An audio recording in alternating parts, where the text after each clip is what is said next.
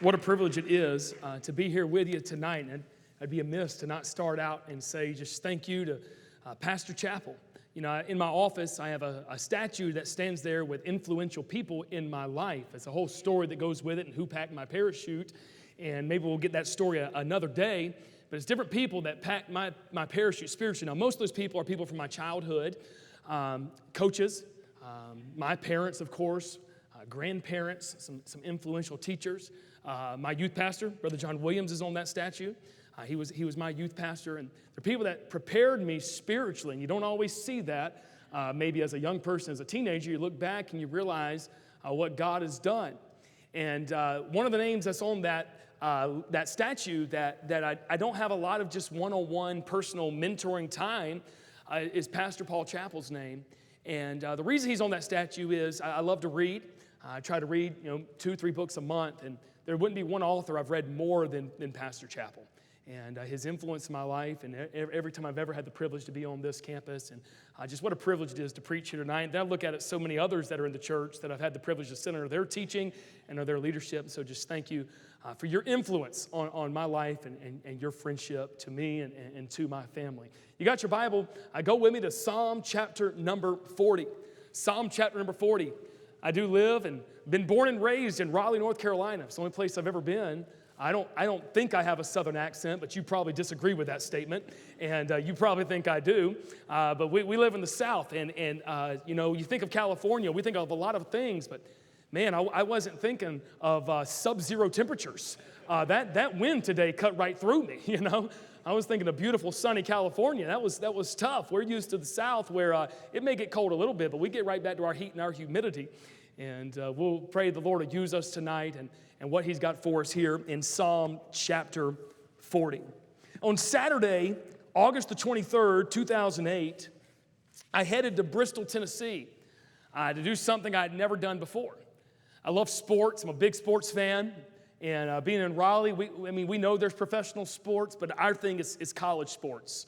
We've got Duke University, which I'm a fan of, and University of North Carolina, which my brother's a fan of. That made a lot of fistfights growing up. And, we're surrounded by college basketball, not so much college football, but we are surrounded by college basketball. But I love professional sports. And at that point in my life, I'd been to an NBA game, an NHL, and MLB, been in PGA, so many different sporting venues. But on August 23rd, 2008, I would add to that list of professional sports. Now, you may not see this as a professional sport, but that's because you don't live in the South. So when we went to Bristol, Tennessee, we went to the Sharpie 500 at Bristol Motor Speedway. This is a sport called NASCAR. I don't know if you've ever heard of it. The stock cars running around that track, me and my brother, my dad, and then our brother-in-law, Chris. And we drive to Bristol, Tennessee. You've never seen so many mullets in all your life. This is thick redneck USA. There are so many people. It's jam-packed. We parked, we paid $30, $40, and we parked in somebody's backyard. I'm talking literally in their house, in their backyard. There's people everywhere. We show up at the Sharpie 500, ready to take in this NASCAR event. Now, I've been around NASCAR my whole life. I watched my dad every single Sunday afternoon take a nap to NASCAR races. He'd turn on, he'd knock out, man. But here we are, first time ever at a NASCAR race. And man, it's jam-packed. Unbeknownst to us, the Guinness Book of World Record was there that day. There was some 157,600 people at this venue that day. And we set the world record. Don't be impressed, but we set the world record for the largest crowd wave in the history of the world. That's incredible. So much talent in that. And 157,000 of us. Man, we get to our seats, and I'm a little excited. I'm not geeking out over NASCAR, but man, I love sports. I'm excited. This is my first race. But man, I was not ready for what would happen. They do the driver introductions, and they're driving them around the track. Everybody's filling in. They're now doing the warm-up laps. And then, man, they drop that green flag. And when they drop that green flag and those stock cars floored it, man, and those engines revved up. See, what's unique about Bristol Motor Speedway is it's a small track. So some of the NASCAR tracks are upwards of, like Talladega and Daytona, they're upwards of 2.5 miles for one lap. Even tracks like in Charlotte, North Carolina, I believe it's right at 1.5 miles. But Bristol Motor Speedway is just a half-mile track. Sitting at just a half mile and 157,000 people, the grandstands go up the equivalent of 21 stories. So you're just jam-packed on this track. The engines are roaring and the crowd is going crazy. I have never experienced noise like this noise. Give you some reference for this noise. A train whistle at just 500 feet is registered at 90 decibels. A lawnmower engine can be registering at 107. A loud music concert can come in at 115 decibels, and a jet engine at 100 feet comes in at 140 decibels. Anything over 90 is considered unsafe.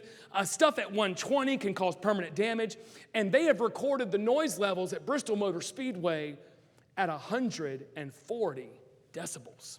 It is so loud. To my left is my brother-in-law, Chris. To my right is my brother, Tim. It's so loud. I'm trying to tell Tim something. You can't shout loud enough over the noise. I mean, us Rabons, we're loud. I mean, we're loud people. We get together for a meal. We get called down to the restaurant. I mean, we're just loud people. And I'm shouting as loud as I can at the top of my lungs. Nothing. It's so loud, I cup my hands. I put them up, literally touch his head to my hands. And again, maybe, just maybe, he grabs a couple of the words. The noise is deafening. It's confusing. And that's exactly what we're talking about tonight, is rising above the noise. You're in Psalm 40. Would you look with me in verse number 1?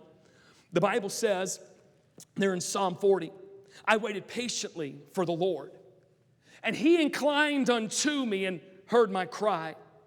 Verse 2 says, he brought me up also out of an horrible pit, out of the miry clay. He set my feet upon a rock and established my goings. Verse 3 says, he put a new song in my mouth, even praise unto our God. Many shall see it and fear and shall trust in the Lord. We're talking about noise in our lives.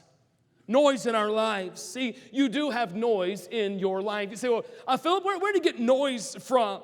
Verse 2 says, he brought me up also out of that horrible pit.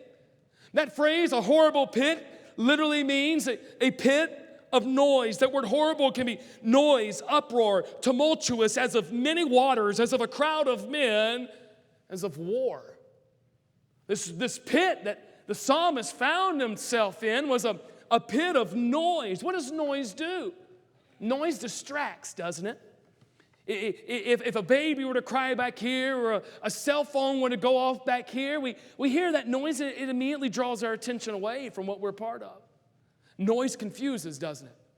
If they're doing some type of search warrant and it's major and it's serious, they'll throw that flashbang in. That flashbang can be up to 180 decibels, and that loud noise, the cacophony, causes chaos. It causes confusion for those moments. And I'm talking about noise in our lives. Where does noise in our life come from? It comes from around me, my sin. In Psalm 40 and verse 12 it says, for innumerable evils have compassed me about, my iniquities have taken hold upon me, so that I am not able to look up. They are more than the hairs of mine head, therefore my heart faileth me. Be pleased, O Lord, to deliver me, O Lord, make haste to help me. Every one of us know our biggest enemy sometimes is just ourselves and our own sin. Sin causes noise, and it causes chaos, and it causes confusion in our lives. We choose to go our own way. But noise doesn't just come from around me, my sin. Sometimes noise comes against me from my slanderers. He said in verse 14, let them be ashamed and confounded together that seek after my soul to destroy it. Let them be driven backward and put to shame that wish me evil. Let them be desolate for a reward of their shame that say unto me, aha, aha. You know, there's never been a creature on planet Earth that's ever been more cruel to man than man. Men can be so cruel to one another, can't they? Perhaps you are currently, or you've been the target of vicious attacks, which brings noise and brings confusion and can bring chaos into our lives. It comes from within me, myself. We know in Romans 7, as Paul writes there, he says, I know that it is in me, that is in my flesh, dwelleth no good thing. You know the person that talks about how their life is filled with drama, how chaotic their life is, how everything seems to be all the time, issue after issue, and you want to tell them, but you just don't know how to tell them. Like, you're causing your own problems. The reason drama's following you is because you're the drama. And sometimes it's easy to see that in them, but it's not so easy to see that in me, is it? Causing my own problems, causing my own issue. How horrible of a pit must this be? I believe the pit of noise that David writes about here is the depth is horrible. It's a pit of noise sometimes can lead us into self-loathing and depression, into a lot of hurt. It's not just the depth, it's the darkness of the pit. Have you ever been to a cave? I've been to a couple different caves out on the East Coast, and cave after cave, they're unique in the sense that, man, some of them you go in and they're just massive underground caves. Some of them are a whole lot more narrow. I've been in caves with huge bodies of water, and sometimes you can't really see the water, maybe. But every cave tour I've ever done, every single one of them, they've always done this. I remember the first time we ever went in a cave on a family vacation.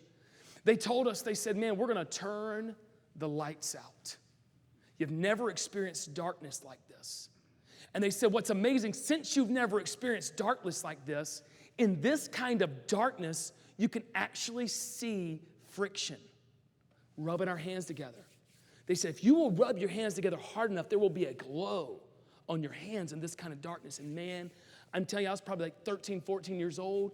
I mean, you've never seen hands move so fast. They cut the lights out. I mean, you couldn't see your hand in front of your face. All you could do was smell your hand. You know what I'm saying? I mean, you could touch your nose, but you couldn't see it. And I got my hands I'm talking, my hands are about to catch on fire. I'm going all Boy Scout mode on it. And they turn the lights on like, we're kidding. You can't see friction. That doesn't exist, but good job. But man, I wanted to see, it's dark. Not an ounce of sunlight, not a ray of sunshine can pierce the earth. Have you ever found yourself in that kind of horrible pit? With darkness enveloping you? Because of the chaos and the confusion. And when you find yourself in that kind of pit, man, the fear is horrible. What may come? What may happen? What is on the horizon? What is tomorrow?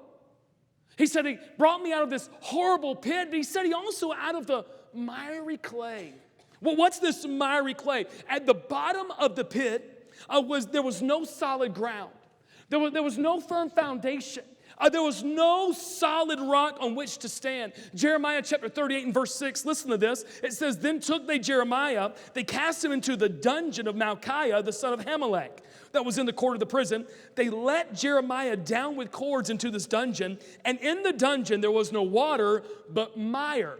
So Jeremiah sunk in the mire. Psalm 69 and verse 2, I sink in deep mire, where there is no standing. The more I study this miry clay, this mire the Bible talks about, it's akin to what maybe you would think of as quicksand.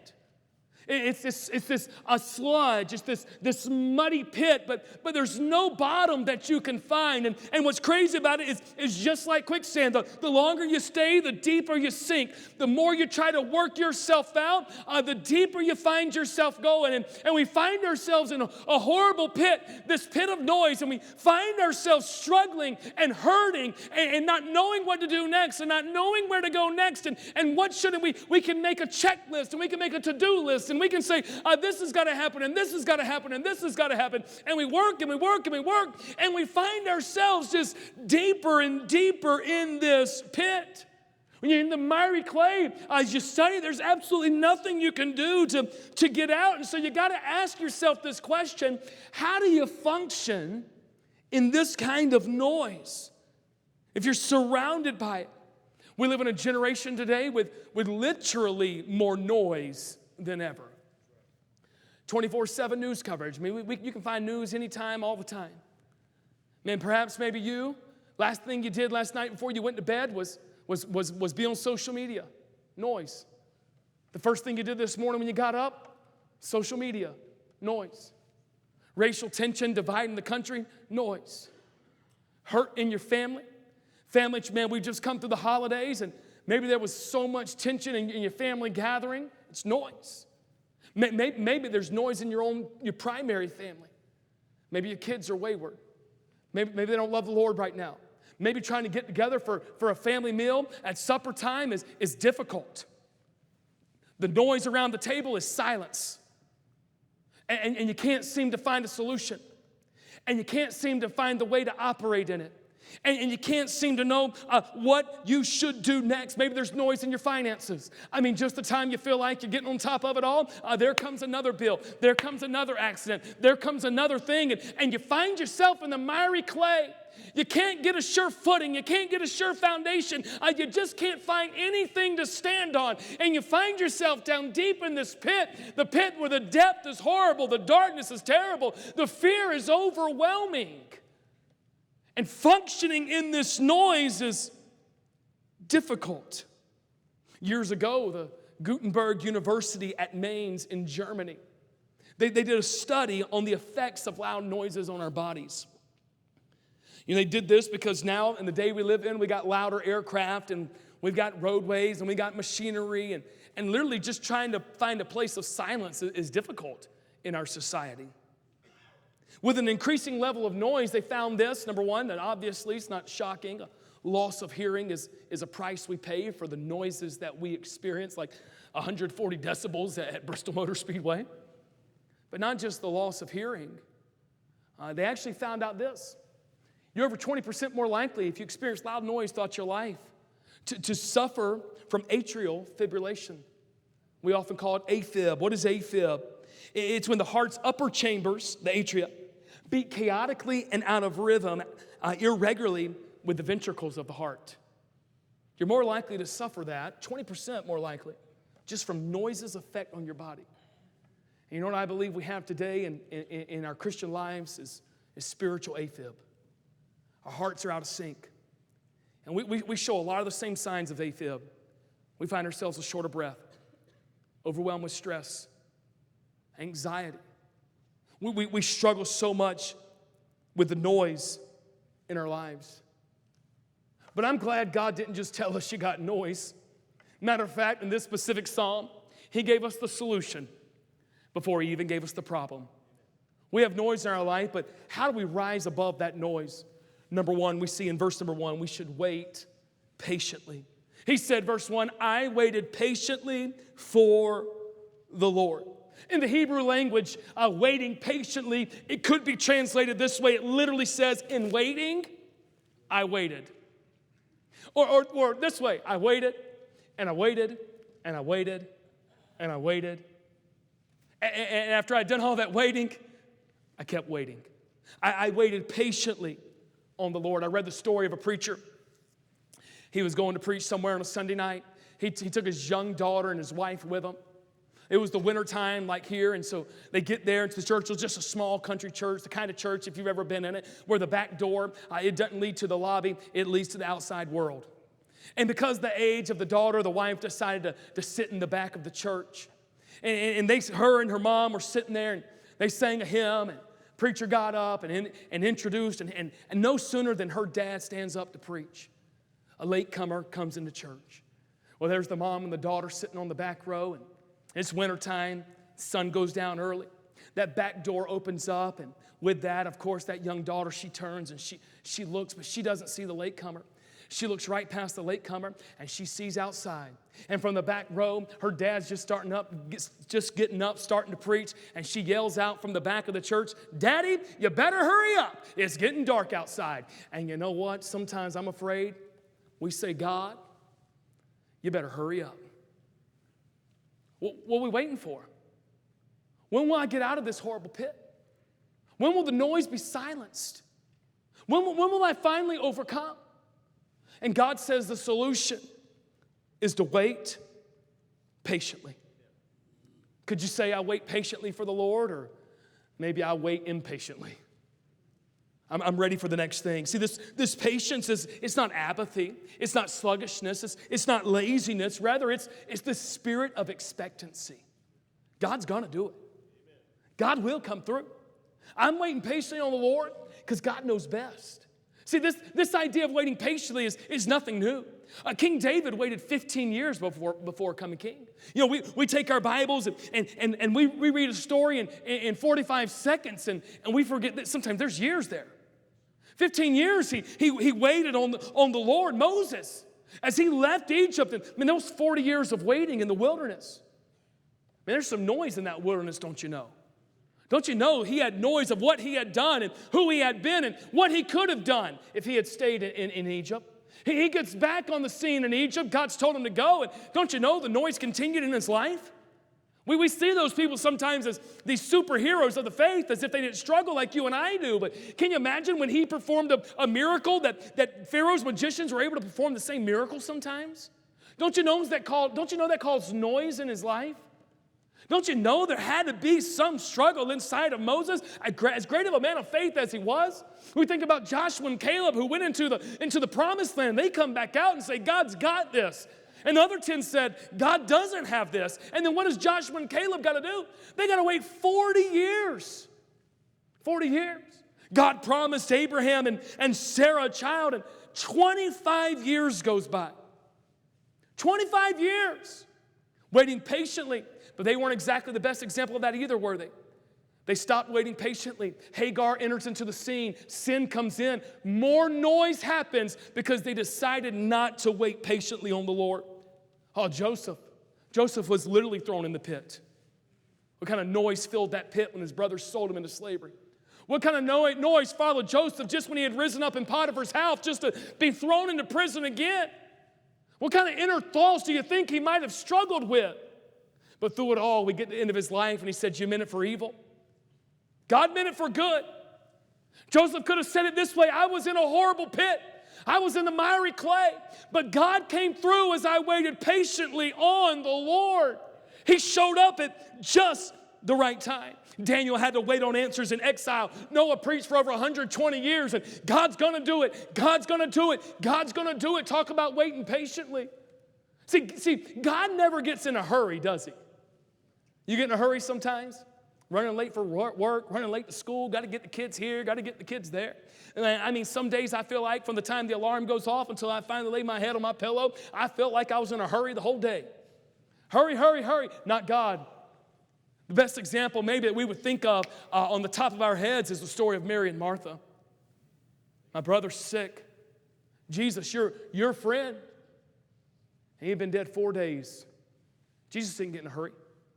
Why? Because Jesus knew what was going to happen. Jesus knew he had the power to do all things. See, in this waiting patiently, we must learn the quietness of waiting. Just like we create noise, and we do. We create noise. I'll be honest, I'm a fan of noise. I sleep with a noise machine at night. I like to have music playing in my office. I'll be honest, I don't like silence. And just like we create noise, we must create silence. What does Psalm 46:10 say? To be still and know that I am God. See, when I try to hurry God, here's what I'm saying. God, I don't trust you. God, I know better. God, this is how you should work. He said, wait patiently, but waiting patiently is not enough. He said, verse 1, I waited patiently on the Lord, and he inclined unto me, and he heard my cry. He said, wait patiently. He said, wait prayerfully. Wait prayerfully. That phrase, inclined, what it literally means is he bent towards me. He was stretched out as far as he would. I love this picture. As soon as I read that, I immediately thought of this. If you've had children, small children in your home at some point, no doubt you have done this. You have brought them to the edge of a platform much like this. Maybe you've done it on this platform. And you're standing on the floor. And little Johnny, at 3 years old, he's standing right here on the edge. And as dads, we put it upon ourselves to feel like we got to teach them how to be brave, overcome fears they haven't expressed yet. And we're trying to push them to the edge. And we literally tell them to come to the edge. And we step down there. And what do? We are inclined unto them. We reach out Now, what could we do? They weigh 30 pounds. We could just grab them and bring them down. But that's not what we do, is it? We reach out as far as we're going to reach. And we tell Johnny, you got to jump. Now to Johnny, he thinks he's jumping 100 foot to you, man. Every one of our kids, we got 4 kids, and the 3 that have been old enough to do this, every personality is different. Some of them are just like, ah, you're like, oh, I wasn't there yet, you know. But others, man, you're 2 inches. Your hands are 2 inches from their body. They feel like they're jumping a country mile. You're inclined unto them, and you're saying, hey, jump. I got you. This is as far as I'm going. Now it's up to you. See, I believe that's a great picture of what could God do? Oh, God could step in our lives and just eradicate every problem and take care of every... He's God. He has all power. But he says, I'm inclined unto you, and I'll hear your cry. When you're in that pit of noise and you cry out for deliverance, I hear that prayer. Call unto me, I will answer you. I'll show you great and mighty things which, man, you can't even begin to wrap your mind around. I can do it. I've got the ability. I've got the power. I've got the might. I can come through, but you've got to wait patiently, and you've got to wait prayerfully. You got to pray until something happens. I love the story in the New Testament where because of her importunity, she came and she came and she prayed and she prayed that finally God said that's why her request was answered. And man, I'm telling you, in our day of instant gratification, that can be tough, can it? To pray, man, we've been praying a whole week. How much longer are we supposed to pray? We prayed a week. Man, it may be longer than a week. God said you got to pray until something happens. Man, that wayward child, you got to pray until something happens. That teenager goes astray, you got to pray until something happens. I praise God for every story of a prodigal that's come home. But behind every prodigal that's ever come home has been a praying mom, a praying dad, a praying pastor that did not give up on that young person, but they prayed until something happened. Oh, don't you know that inside the prodigal father's heart, he wanted to go to the far country and just yank him out. Don't you know he wanted to just remove him from the trouble? But God says, I need you to wait prayerfully. I need you to pray. I need you to pray. I need you to pray. And as you're going through the pit of noise in your marriage, man, something you need to do is you need to pray. And as you're going through the struggle in your finances, you need to pray. And as you're going through that struggle at work, maybe you got some issue at the job today that's happening, and it's causing so much noise in your life and so much chaos and so much confusion that it seems like it is wrecking everything. You're distracted, you're confused, and it seems like it's encompassing every aspect of your life. In that moment, God's saying, hey, wait patiently and wait prayerfully. I can't fix it, but God can. 1 Thessalonians 5:17, pray without ceasing. Luke 18:1, he spake a parable unto them, to this end, men ought always to pray and not to faint. Oh, but about how easy it is to faint in the pit of noise. Oh, it feels easy to get out. Everybody get out. God said, I want you to wait patiently. I want you to wait prayerfully. And if you do, I believe upon the authority of God's word, the power of God will be on display in your life. The power of God will be on display. He said in verse 2, he brought me up. He, not me. He brought me up out of an horrible pit. He brought me up out of the miry clay. He set my feet upon a rock. He established my goings. He hath put a new song in my mouth, even praise unto our God. Many shall see it and fear. Many are going to see it. Many are going to fear. And many are going to trust in the Lord. Why? Because you waited patiently and you waited prayerfully. And God finally decided it was time to come through and illustrate His power in your life. I like what one country preacher said. He said about this psalm, he said, God brought him up, God stood him up, and God tuned him up. And I'm here to tell you, friend, God can bring you out of a pit that you can't bring yourself out. Is our God's hand shortened that it cannot save? Is His ear deaf that He cannot hear? No, our God is able to do exceedingly abundantly above all we could ever ask or think. He can bring you up out of a pit that you can't bring yourself out of. Job chapter number 40 and verse number 9, it says this, hast thou an arm like God? You have an arm like God? I don't. I don't have an arm like most of you in the room probably. Hast thou an arm like God? God can reach down to the lowest pit and to the lowest valley and bring you up out of there, friend. And when he does it, he wants it to be his strength on display, that he might receive the honor, that he might receive the glory. He'll bring you out of the pit, and he'll stand your feet on the solid rock. On Christ, the solid rock I stand. All other ground is sinking sand. There's no God like our God. 1 Samuel chapter number 2 and verse number 2 says that exact phrase and says, our God is not like their God, because our God is a sure and steady rock. Aren't you glad that he doesn't shake and he doesn't tremble? Aren't you glad he's the same yesterday, today, and forever, friend? Aren't you glad that when it comes to God, we know what to expect, we know what to count on? It's not always that way with us, is it? You ever have a teacher in school that you depended on which teacher you got, how you needed to walk in the classroom? I mean, some days you could cut up and goof off, and the next day you cut up and goof off, and you found yourself in detention. And you're like, man, I did that exact same thing yesterday. How did that land me in detention today? Because they're not like our God, who's a sure and steady rock. He's the same. I'm glad he can bring us up. He can keep us from falling. He can stand us up. Oh, and I'm so glad he can tune us up. He can put a song in our heart that only he can put in. One country preacher said it this way: he'll bring you out of the mire and into the choir. And I feel like it helps if you say it with a southern accent to really make it work.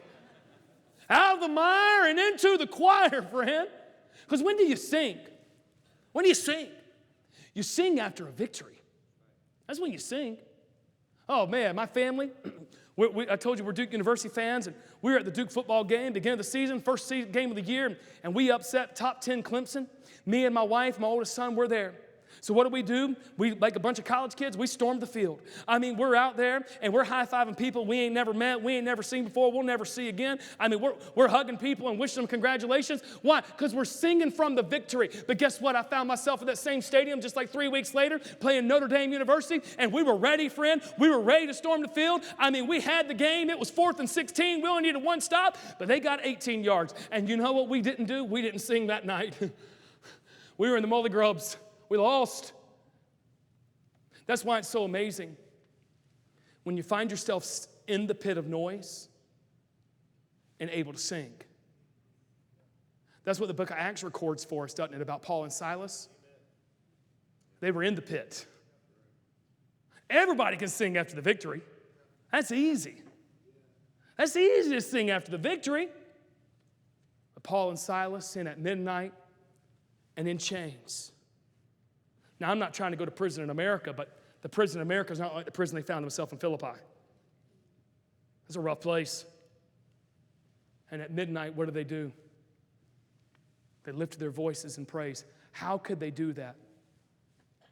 Because he put the new song. How can you sing in the middle of the pit? He puts the song. How can you go through a illness, a serious disease, with a smile on your face, with joy in your heart, and a song on your lips? Because only God can do that, friend. And why would God have you do that? So many shall see it and fear and trust in the Lord. Because that pit of noise was never meant to bring you down to ruin you. It was meant to get you to the place where you might wait patiently, wait prayerfully, and watch God's power on display.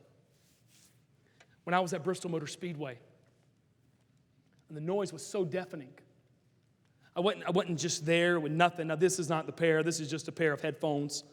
But you have something like this whenever you get ready to go to your first NASCAR race, all right? You have a scanner set of headphones. And what this does is two things. Number one, it's tied in. You can listen to the people on pit road, man. You can listen to different crew chiefs talking to their drivers the whole race. You tune to their channel, you can listen to the conversation. They're noise canceling. We thank God for that. Try to keep out that 140 decibels. But me and my brother-in-law, Chris, who's sitting right beside me, ours had a microphone.